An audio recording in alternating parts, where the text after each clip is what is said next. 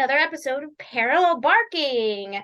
I am Ariana Backer here with my co-host, Larry Backer, woof woof. Bark Bark.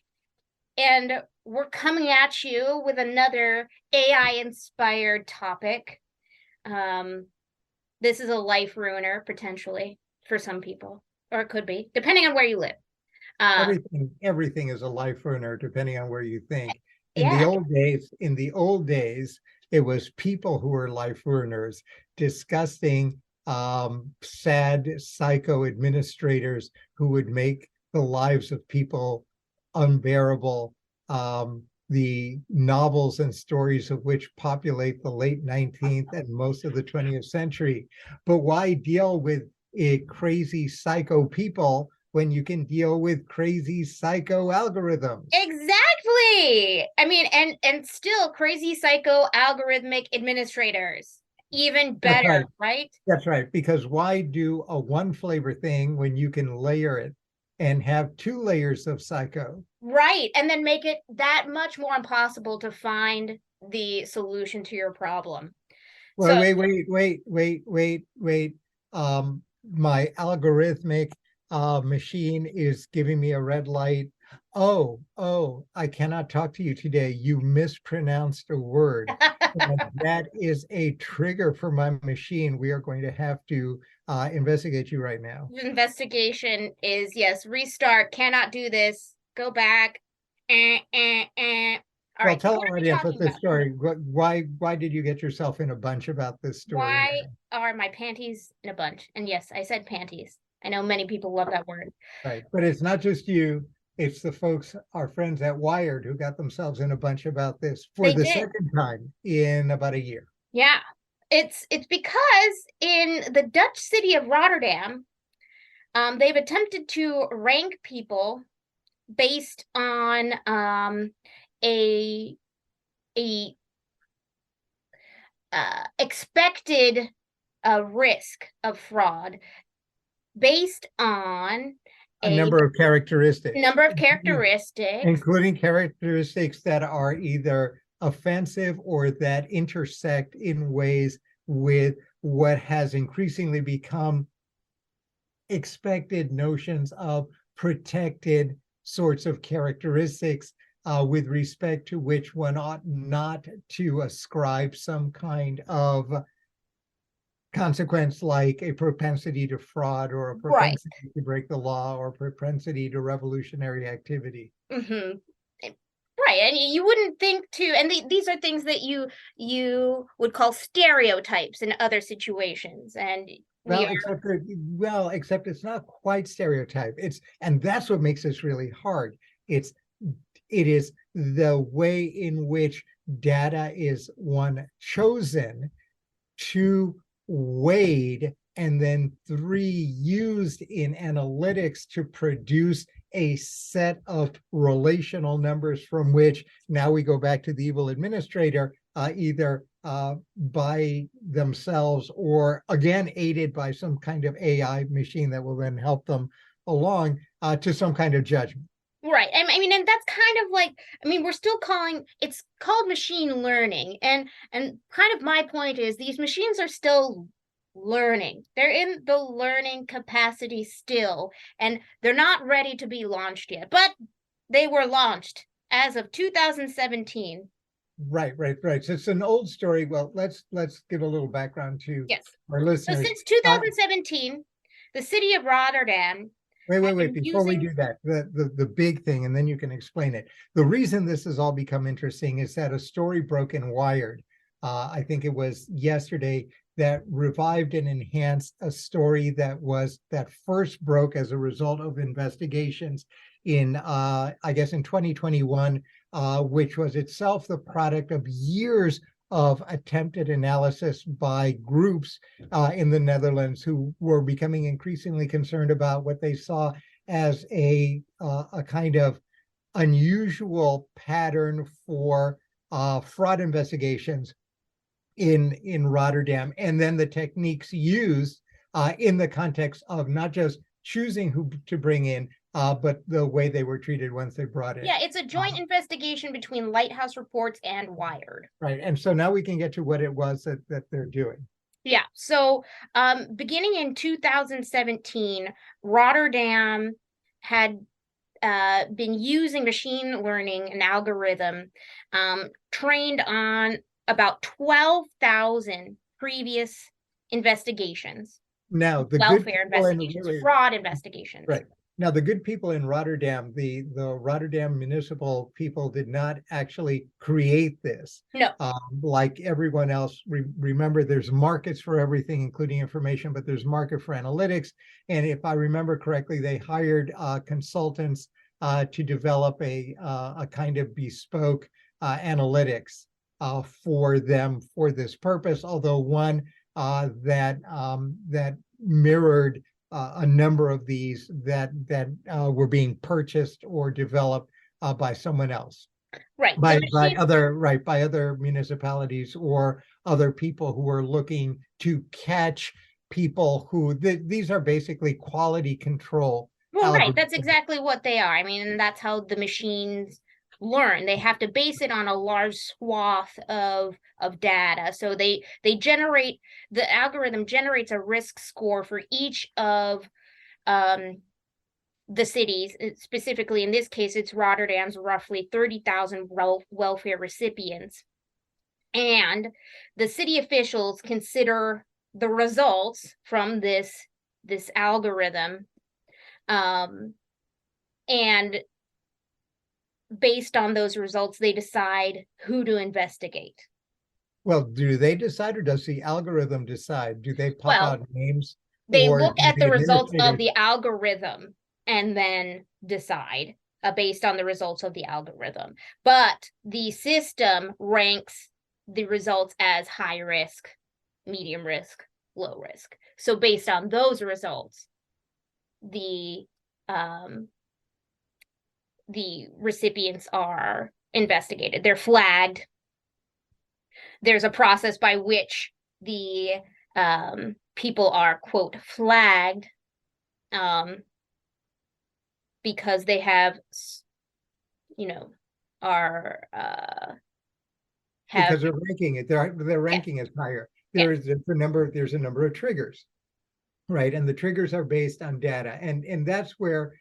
So there are a couple of things going on. The most interesting one here, I think, and the thing that everyone has a beef about, is the choice of data input. And I think that's where everyone comes up. In 2021, what you were talking about earlier is when the city paused the risk scoring model. It's because the external government-backed auditors found that it wasn't possible first for the citizens to tell that they were flagged by the algorithm, and also some of the data that it was using was producing biased results. Well, that's a political and normative question. And the second one is very political, but the first one is not. The first one is citizens are not able to tell that they're being flagged. That isn't normal. Yeah. I mean, absolutely. That isn't So, political. No. That's absolutely, that's transparency. Yes. And the problem with transparency, of course, is that the minute you go transparent, then you go to the normative issue. Yes. So they're kind of related to each other. Yeah, we're not going to tell you that you're being flagged, because if we tell you that you're being flagged, then you're going to be curious about what it is. How we do this. Right. And then boom, you've hit the buzzer for a political conversation that they should have had before they you decided, actually ran this program. Yeah. Right, before you ran the program. Right. And this really raises a set of issues that we're seeing all over the place. And there's no easy answer to this.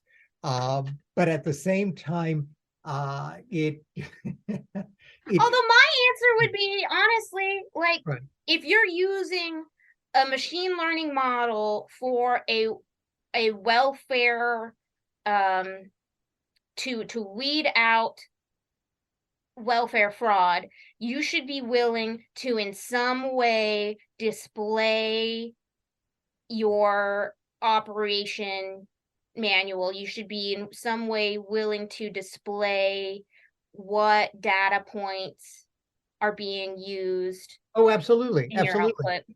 But query, what happens if you're buying this stuff and these become it, you're making your money because you're buying this from someone else, and that someone else is making their money by the ability to assert propriety. This goes back to yet another issue, which is the property rights There are ways in that you can analytics. save your proprietary functions and your algorithms, but there are also ways that you can share what data you are you find important.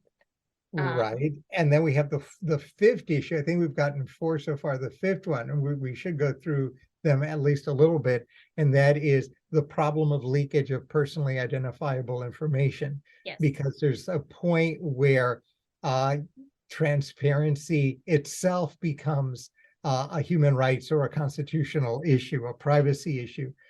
With respect to the recipient. So far we've identified the issue of data, what data you're going to look at or not, in order to make the system work. We're looking at the issue of transparency. We're looking at the issue of the politics of data and transparency. We're looking at the issue of property, that is the issue of the proprietary rights, either in the data or in the analytics and the algorithms, right? And then we're looking at underlying all of this. The fifth one is the subtextual issue of accountability. And in a sense, the only way there was accountability here is that citizens and citizen groups had to go out and over the course of a number of years, try to peel this off in a way that would produce enough political or a fear of political backlash that gets the administrative apparatus in Rotterdam to respond.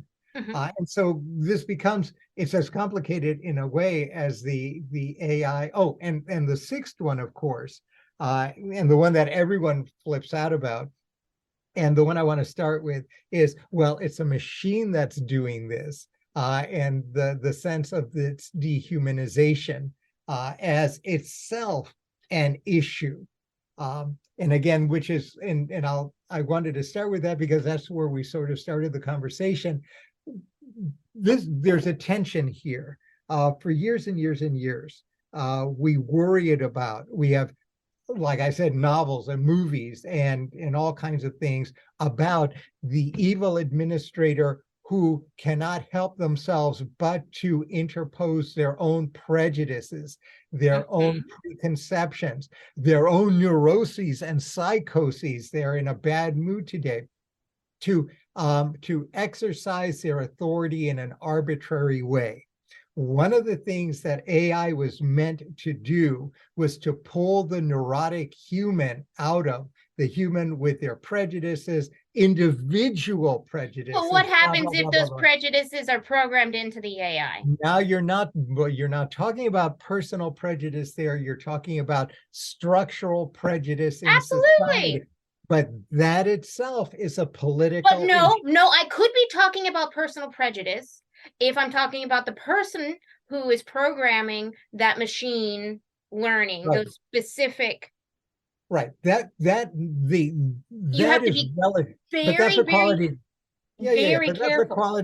that's a quality control issue, and that's relatively easy to identify, if not to constantly make sure it works. Yeah, That's really that is much a harder. constant quality Yeah. control. But we can. It's easy in the sense that we can see it, and we have techniques. They may be expensive, they may be tedious. There are techniques to at least minimize that.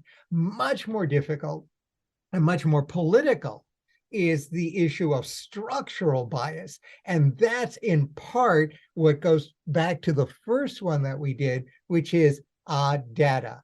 If we choose to collect data on what are politically sensitive points in order to aid a machine to do something dispassionate, assuming that we can do that, right? But that the choices of data itself either suggest or enhance or somehow distort notions about the way society is or ought to be ideally structured, now we have an issue that isn't a problem with the AI, it's a problem with society itself, which is Right. then manifested either by a class of neurotic, psychotic human Mm-hmm. administrators, or now done for you efficiently by a machine that is more than happy to replicate it because that's how you programmed it. But, Exactly.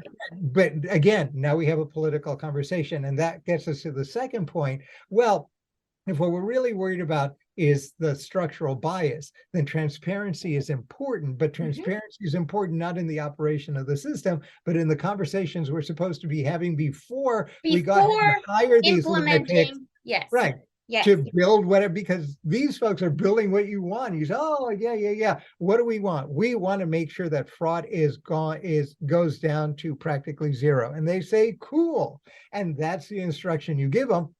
They're going to go ahead and build this thing without any sensitivity to anything else, and it'll replicate society, because from their perspective is, hey, if it's not illegal, then I guess it's cool, and the machine really is going to deal with this dispassionately, and off we go. yeah. The misunderstanding here is that we didn't have the requirements written correctly. It's just we didn't talk about it. Booyah. Because no one has these conversations, because the assumptions have always been that either that's off the table or there's nothing to talk about because we're all happy because we live in ideal land, Exactly. which was I was going to say which was true, but actually it's never It's been true. not, because Society has we always been don't in know how flux. to have these conversations yet. This is such a new Right, terrain. This is so new. We right. don't know how to do this yet. And this is really similar to how it's happening um in business. This is Oh, yeah, yeah, yeah, without a doubt. No, this is absolutely. mimicking exactly how it's happening in the real world. So the question then remains, who would you rather be mistreated by? Cruella de Vil Hmm. and her pathological evil psychosis? You run the lottery of whichever 5,000 variations of Cruella de Vil, or do you want to be abused by a machine that will pop your number out? And then, because of course we don't get very far from humans, and then your name is fed into a cage full of Cruella de Vils, each of them now really hungry to prove that the machine is right by eating you alive. Yeah, I would definitely say Cruella de Vil because there are less layers to go through. Oh, so the humiliation comes more Because I quickly. need to get to the solution faster. Oh no, That's but that's me. the I mean, only. I just am super impatient, but I know that's not reality, and I know that's not Right. the future we're going to. But I would make the counter to say that in fact that becomes much harder, because as we've seen over the last 30,000 years, humans are really, really, really good at hiding their Yes. neurosis, psychosis, anger, bias, and whatever in the language of administrators, in the language of discretionary decision making, in the You're right. language of So maybe it would whatever. be easier to get But through. so right. So here's my point. This is a good thing, the movement towards Rotterdam's AI system, because it has done something that we have never been able to do as a human collective before, and that is to actually have the smoking guns of things that have always been hidden behind a You're bunch right. of crazy but really good actor human collectives. Well, that's So if here we it make is. things transparent. That is, if Right, right. Right, right. And we've already seen why, thank you, Wired, for moving us one step further in that direction. But in a sense, I'm actually thrilled that I'm not thrilled about the results, but I'm thrilled that we've gotten to the point where, oh my God, look, we're actually unmasking the things that we can never wrap our hands around because it's always hidden behind the lusts, desires, blah, blah, blah of human beings. yeah. Now here it is. You can't escape you can't run around the fact that you've chosen this data, and you've chosen to give it particular weights, and you've chosen to use an analytics that uses the amalgamation of these data points in particular ways to produce triggering events that then themselves are then subject to a particular analysis. At every one of those points, you finally see the underlying mechanics of administrative decision making, of just discretionary Yeah, decision making. And now you can actually intervene at every single step. you can work to actually fix it. I mean, even Wired pointed out that many systems don't work as intended, and they just automatically encode troubling biases. But um, we can work to fix those biases. I mean, the people who are judged by them are, of course, left in the dark, and they have no idea why they're suffering. But if we are Transparent, right? And there, that makes your case for transparency, of course. Both exactly, at the, but you're making a different point, which is an even better one, which mm-hmm. is we're not looking just at macro transparency, that is systemic transparency. We're looking at the algorithms. We're trying to look at what the data is. But your point is the human point, which is Uh-huh. the place, It's right? Which is all of it. right. It's micro transparency that is as important, if not more important, the person who's actually affected, who is certainly in the case of welfare, among the most vulnerable in society. So who are you playing with? You're not playing with the billionaires in a society who can be, who, at the drop of a cell phone or whatever you call, I don't know what the expression is too today, but Newfangled thing. can have an army of lawyers go and play with you, right? You're dealing with the people who are scrounging around to see if they've got enough money to get on the metro, to go wherever it is that you direct them to go, and then sit for 3 hours until they come in, and then there's a nightmare. You know that in the old days, and I actually wrote about this a little bit a million years ago when I was looking at the welfare systems in the US. This kind of stuff was once done with a lot more human agency. You could make people's lives very, very uncomfortable, and you can be quite intrusive by doing everything from home checks to informally, what we used to call profiling, to informally creating all kinds of barriers to the development of processes, both in the application, in the fraud investigation, and then in the defense of your rights processes that would effectively make it impossible for poor people who could barely get by to afford the time, energy, or to have the capacity to actually work the system as it had been developed. So this is an old game. Yeah. It's just become what we're seeing here is, and again, it's the triumph of the principle of administrative efficiency as the core principle that tends to drive these systems. And that's actually the most interesting seventh point here, which is, wow, what are we really looking at when we're looking at here? Are we really are we privileging the effort to reduce fraud, and therefore to make sure that there's enough money for people who are entitled to it to actually get it? Or are we looking at systems that privilege administrative That is efficiency? it. That is it. It is the efficiency. And I'm so glad you brought that up, because from Australia to the United States, the welfare fraud algorithms sold were based on claims of efficiency. Right, right. Just And of course, you can grind a lot of people to dust in the name of administrative efficiency, knowing that after they're ground to dust, you can always send out an apology letter and almost invariably say that, it's too bad we didn't see this. There are all kinds of mechanisms for dealing with the notion of destroy now and apologize later. And besides the number of people who grind up to dust, as long as there's some manageable fraction of the targeted population, we can live with this. yeah, I don't imagine that a letter would have done much for the more than That's 20,000 because families that were wrongly accused of childcare benefit fraud no, after the absolutely not. machine I think you're system. wrong.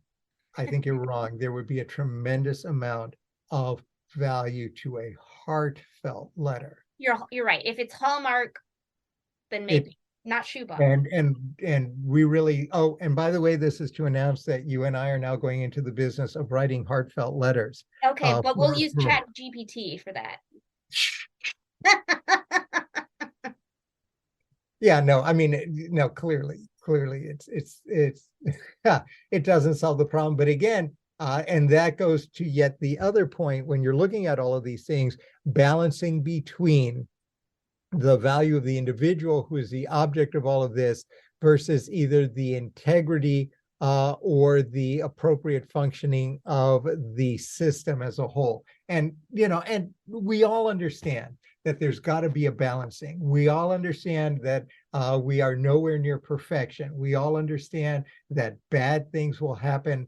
And we all hopefully are committed to both minimizing, you can't prevent this, but you can maybe minimize it. And then when you do wrong, take a deep breath and say, we are the state, or we are the enterprise, or we are the people with money. We are the people who impose this risk. And therefore, one, we will admit we did wrong. And two, we will make it right. Mm-hmm. You put all of that together, people can say, oh, okay, fine, you messed up, but thank you very much.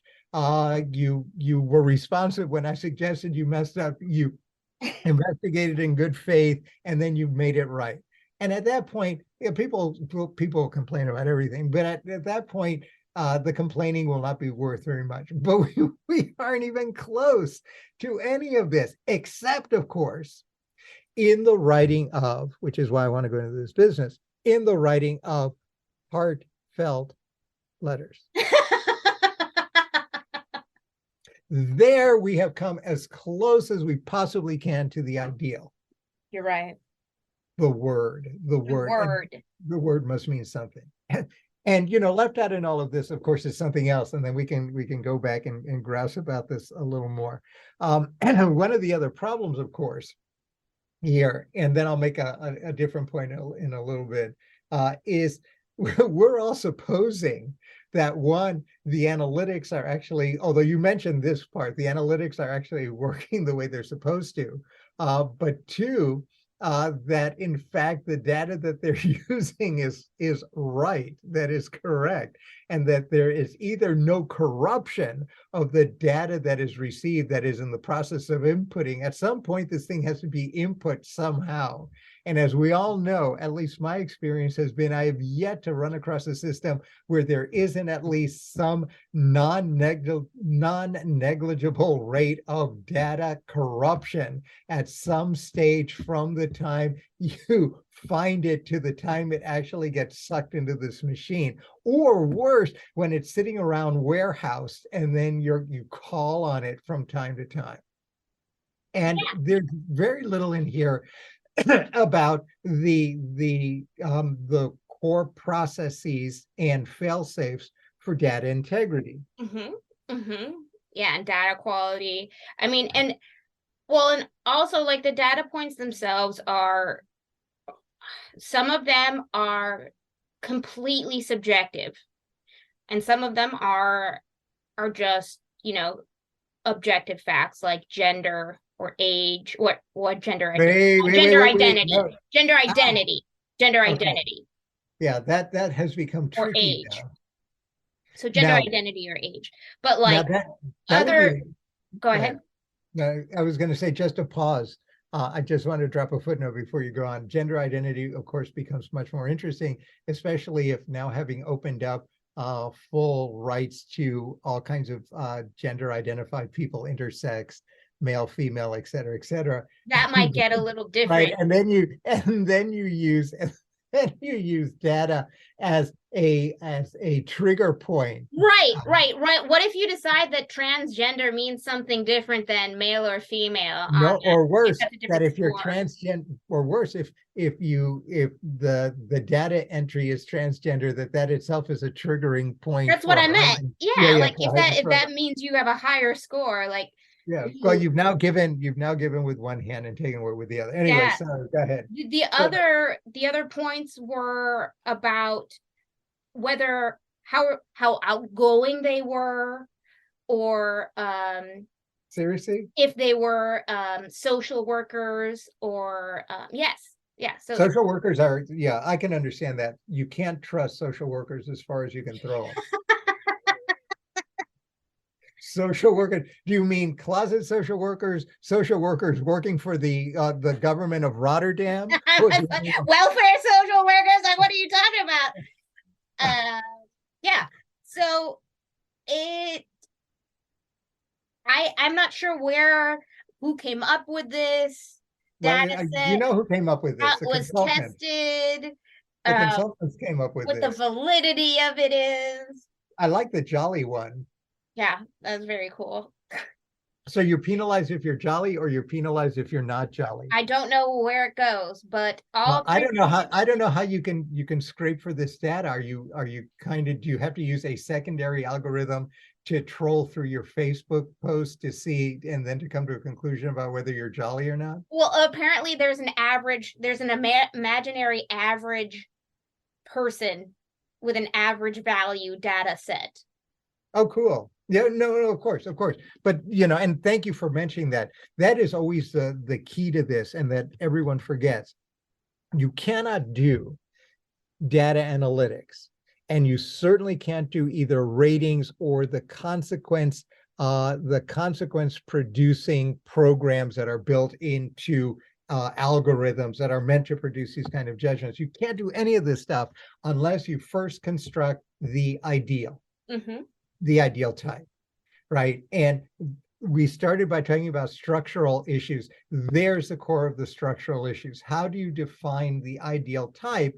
Number one. And number two, how do you judge distance from the ideal type based on the particularly suggested characteristics? And three, how do you know whether you've selected the right characteristics at all? Now we go back, we're looping, right? These are all constant infinite loops that are kind of looping next to each other.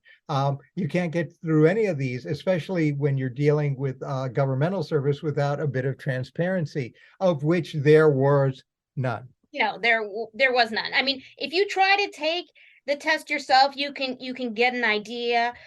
For instance, the closer a person's score is to 1, the higher they are, the more they are considered a higher risk for fraud. For instance, this person started at a score of 0.3483, which is the default score. When they Right. changed their gender from male to female, it pushed her score to 0.51. Okay. So it's females are more, wow, congratulations, ladies. Thank you. Apparently, according to this, females are more likely to commit fraud than We are men. so fraudulent. No, but it sounds like you also are better at getting away with it. So kudos. Maybe not. Maybe not in Rotterdam, though. Maybe not in Rotterdam. Well, no, they have to watch you more closely. When you tell the system that you don't have a plan in place to find work, the score will, of course, rise. Oh, but that's easy. That's easy, People, but I mean, look, when I know that that that's easy. in my grandparents' generation, we had to they had to deal with that kind of stuff. And what you wound up doing was the community networks would know what kind of ridiculously bizarre questions some government official would ask, and then everyone would figure out from who got stung what the right answer was. And then it's just a matter of, oh, okay, I know the answer to this. And if they think for one moment I'm going to answer any of this stuff or give any evidence to suggest that the answer is not what they're looking for, you're absolutely out of your mind crazy. Yeah. Yeah. Right. So if they're going to ask me, even I know, and I'm clueless, even I know, if some official asks me, do you have a place and plan to better yourself? I know what the answer has to be. Yes, it's going to be, of course. Oh, absolutely. And yes, and I will tell you what it is in detail about making myself a better person. I need to be friendlier and more outgoing. I really need you to help me, to guide me through this process. So I want to take advantages of more. I mean, this, and at some point then this becomes, well, anyway. And there are also also needs to be coordination between the developers of the algorithms, the machine learning, and the people who Yeah, actually yeah, yeah, yeah. use them. And that Wait, was hold that also, thought. Hold that thought. You got me going. I want to know what else were the triggers. So we know female and we know not having a life plan. oh, I think another one, let's see. I'm so excited. I Like, want to know how bad a um, failure I am. I, Oh yeah, yeah, yeah. There's some. Do you know are you a native speaker? oh, yes, How good are you that's, in this yeah, case at Dutch? yeah, that's not gonna, Right. yeah. Right. Do you struggle to pay bills? Well, I'm on welfare. No, of course I don't struggle to pay bills. That's why I'm on welfare. Yeah, and are you a divorcee? Yeah, have you had a divorce that will raise your risk? Right. All right. So notice what they're doing, right? The questions are ridiculous, but they're not really ridiculous. To just pull us back for a second, they are meant to be proxies for something else, Yes. right? So in each of these cases, divorce means that there are not potentially two primary breadwinners, right? Not knowing Dutch means that you may have more difficulty in getting a job, or you may succumb to something else. To me, Um, these would be triggers just to have an interview with somebody. Maybe.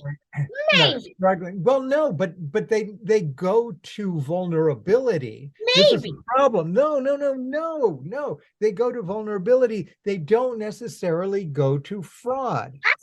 That's the problem. They don't necessarily go to fraud. They basically pick up. So the needier you are, the more vulnerable you are, the more in need of these services, then the more likely it is that you meet all the criteria for fraud. So that the only people who are really the most deserving of this welfare system are only the people who are only capable of committing fraud. So you might as well just start investigating all of them all the time, because that's your target population. The legislature insisted are the ones who are Who supposed to the the hell? welfare. So thank you very much. Who the hell? So so at this point, that was where I was trying to lead us I to. love it. It's At this point, terrible. given the It makes logic of this, me want to given the bang logic, my given the logic, the system collapses on itself. head. And it's not AI that It's is not, it's collapsing on itself. people. It's people. What was it? The famous line, Soylent Green It's is people. people. No, I was really gonna say I'm surrounded by assholes. No, no, that's a different movie. For those of you who haven't seen it, Spaceballs is a must see. There is so much that is now cliched, but just wonderfully, horribly ironic commentary on social organization. So, so sorry. And that's what I got. So at the end of the day, what the Wired piece really does is really shine a very nice mirror on the human ability to avoid actually seeing themselves. We Mm-hmm. become really good BS artists That's a great and point. we say all kinds of things, but when we actually shine that mirror, it's not clear to me that we are just yet ready to see what the mirror That's reveals. exactly right. We're not ready, but I mean, we can do it. We just need to talk Of about course, it and it's we all need to be there. transparent. It's right It's all there. it's all Right there. It's all there. All right. Final points. there. We're surrounded by assholes. Oh God. But if we fight through it, we can get through them. All right. My last point is a consolation. What you're seeing here, and the issues that are raised is precisely the issues and that have been raised for years as China itself tries to develop social credit and social ranking systems, Mhm. and then tie behavior analytics to it. Here it's fraud, but they're relatively similar, and they wind up having the same problems. Woof woof. Bark, bark. Thank you, everyone, and we'll catch you next time.